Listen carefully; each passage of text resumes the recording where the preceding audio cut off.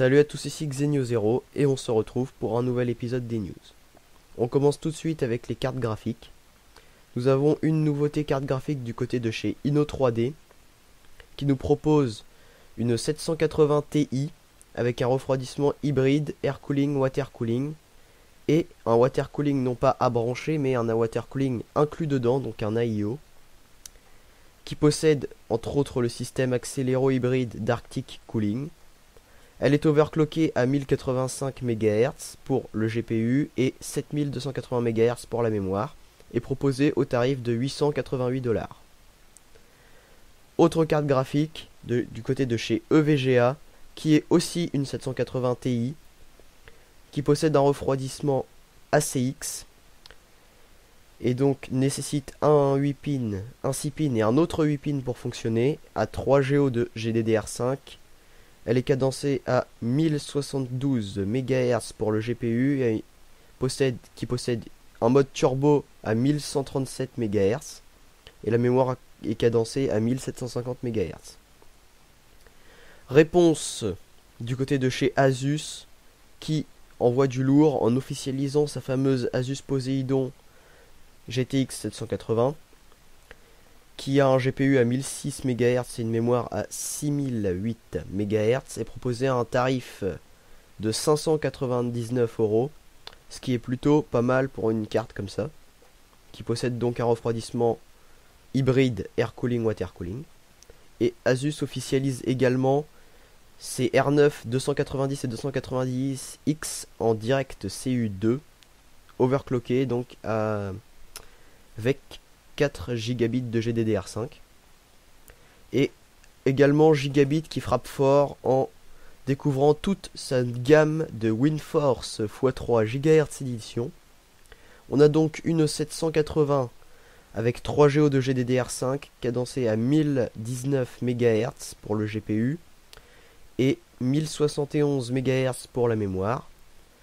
On a une 770, donc une GeForce GTX 770 overclockée à 1137 MHz pour le GPU et la mémoire à 1118 MHz avec 4 Go de GDDR5.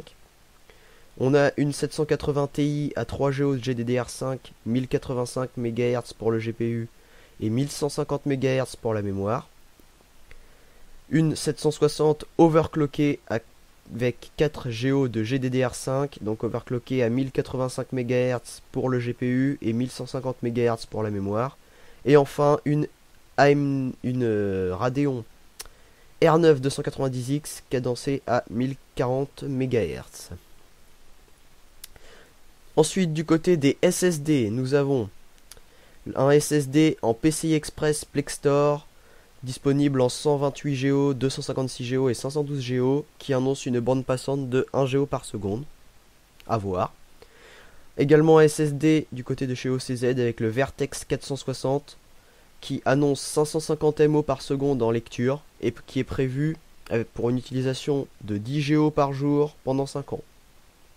Avec ça, si vous n'êtes pas content. Également du côté des alimentations, nous avons l'Enermax Revo XT 530W en 80 Plus Gold qui est semi-modulaire et présente des câbles noirs plats.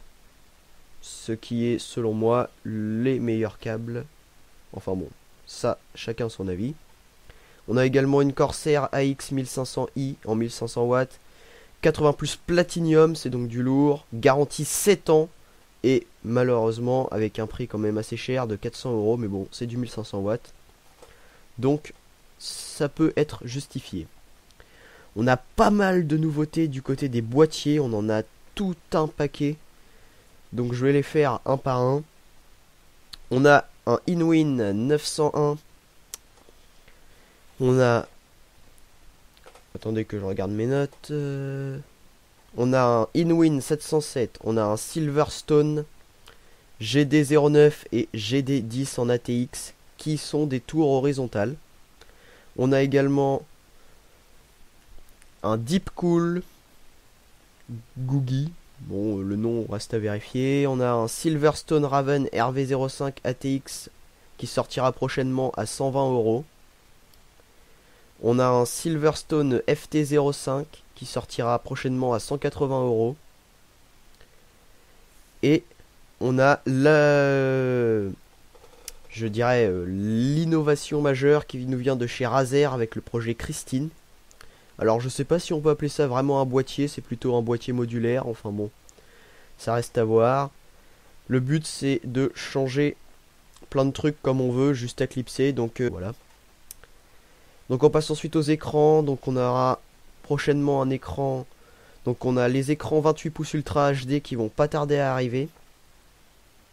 Et surtout, la news c'est les écrans 4K, puisqu'on a effectivement l'écran 4K le moins cher annoncé est le Dell Texon P2815Q qui est annoncé en date de sortie pour le 23 janvier 2015 au prix de 699 $. Ça reste quand même cher l'écran, mais c'est de la 4K, donc ça va baisser, faut pas s'en faire. Au niveau également des écrans, là, vous avez sans doute entendu parler de la technologie G-Science d'NVIDIA, G-Science d'NVIDIA. Sachez que AMD a annoncé avoir fait le FreeScience. En fait, ça fait plusieurs mois que ceci est en développement et que un standard va bientôt être fait en FreeScience. Ça veut dire que, je vous rappelle, la technologie, c'est tout simplement synchroniser la fréquence de rafraîchissement de l'écran en fonction de la carte graphique en permanence. Donc il y aura un standard qui va être fait, donc pour le coup c'est vraiment un pied de nez à Nvidia, puisque Nvidia a une technologie privée, donc une technologie propriétaire, donc il faudra payer pour avoir la technologie d'Nvidia, alors que AMD va faire ça en standard, donc c'est tout simplement quelque chose qui va sortir sur la plupart des écrans possédant une carte, possédant selon le standard AMD. Et selon AMD, le support est prêt et la plupart des cartes graphiques dernièrement sorties sont prêtes pour accueillir cette technologie. Donc voilà, ensuite on a les fameuses AMD A10, les premiers benchmarks qui sont sortis. Donc je vous laisse les regarder quelques secondes et on passe tout de suite à autre chose, puisque l'USB 3.1 arrive avec une bande passante théorique de 10 gigabits par seconde, ce qui me paraît assez énorme, ça reste à voir. On enchaîne avec un nouveau composant qui est un water cooling all-in-one de chez Silverstone, le TD03 Pro, donc Silverstone en profite pour nous dévoiler sa nouvelle gamme de ventilateurs en 120 mm, 80 mm, 80 mm, 92 mm et 120 mm slim. Donc une gamme en blanc et bleu comme vous pouvez le voir. Bon, ça reste très sobre, très classique. Voilà.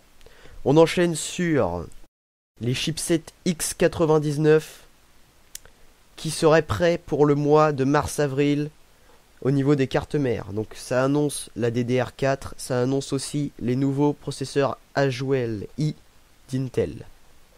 Donc les cartes mères seront sans doute prêtes pour le mois de mars-avril, donc en fait.